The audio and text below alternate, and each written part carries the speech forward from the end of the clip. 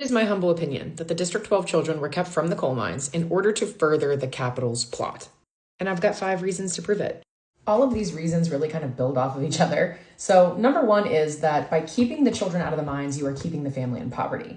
If the children are not working, there is less income. The only money coming in from people in the seam is through the coal mines. So the parents themselves. The father goes down into the coal mines, he makes the money for the family, and the children have no ability to make additional income to help the family. So by keeping the children out, you are keeping the families in poverty, and people in poverty are easier to control.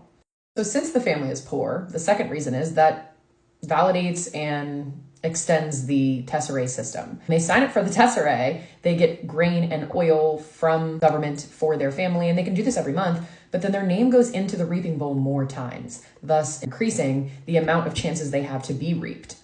And then the government controls the Tesserae. So we see in Catching Fire that they're punishing the district because of Katniss standing up for Gale and the whipping. They go to sign up for the Tesserae, and the government doesn't give it to them. Government can't control if you're out hunting. It can't control how many animals there are or what you bring back, but it can control the grain and the oil that it's supplying you with.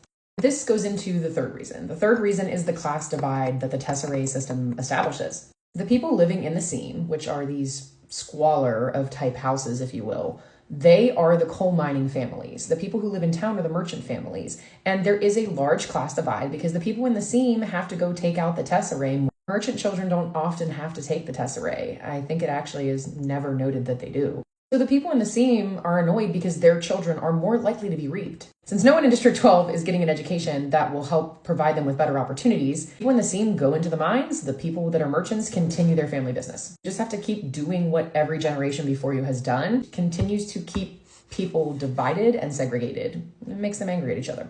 My fourth reason, if you're keeping them hungry, you're keeping them weak. This is not a spoiler for Sunrise on the Reaping, but it's noted twice in that book that one are people in the community of District 12 who look strong because they go into the mines. They're healthier than Capitol citizens. And it's also noted by another character in that book that the people of 12 have kept more of their traditions alive, and that scares people. They are different and they are isolated. Almost like the thing that they're using to control them is actually becoming their superpower. So they're inherently more dangerous. My fifth reason is by keeping the children out, they don't have the skills like explosives and using a pickaxe that would benefit them in the arena. And Katniss says this in Catching Fire, and I think it's a really important thing to note. While she doesn't have all of the information, she's only one person and our narrator, she still is saying that, and it's valid. You see other tributes go into the arena with skills from their district, and District 12 doesn't have them. So really, again, it's about control. It's about getting the people down. And I mean, it's really always looking like Snow is really obsessed with the fact that he went to 12. You're really hung up on that one chick.